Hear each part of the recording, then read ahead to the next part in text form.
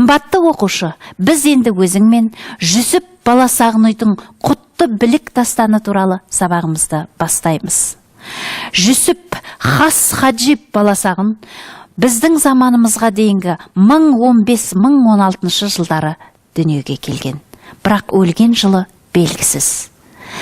Бұл Қараханиттер билеген кездегі Баласағұн шаһарындағы хан сарайында өлең айтып күй шерткен жыршы болған, 85 тараудан тұратын құтты білік деп аталатын кітап жазып, оны сол жердің Табғаш Арсланбек Боғра тегіне, сол елдің билеушісіне сыйға тартқан.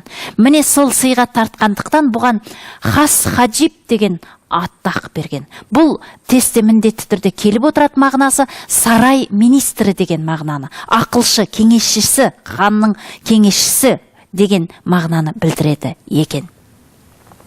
Міне бұл құтты білік дастаны 85 тараудан тұрады. Міне 4 принципке негізделіп жазылған. Осы 4 принцип кім екендігі міндетті түрде сұралып отырады. Тесте үнемі қайталанып отырады. Сондықтан есіңе мықтап сақтағайсың. Бірінші принцип әділет бейнесі. Бұл әділет бейнесі Күнтуды патшаның атағымен айтылады. Күнтуды патша кім деген кезде есіңде болсын, әділеттің принципі ретінде. Ал Күнтудының уәзірі Айтолды бұл бақыт бейнесінде алынады. Біріншісі әділет бейнесі, екіншісі бақыт бейнесі. Үшінші Өтгүрміш.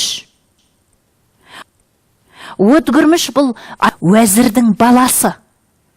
Ақыл парасат бейнесінде алынады. Бұл үшінші принцип, ақыл парасат бейнесі. Ал төртіншісі Оғдүлміш.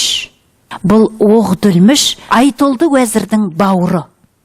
Бұл қанағат бейнесінде алынады. Демек 4 принцип әділет, бақыт, ақыл парасат және төртіншісі қанағат бейнесінде алынады екен. Бұл үнемі қай принципте кімнің аты аталатындығын шатастырмай жаттап өтуің керек.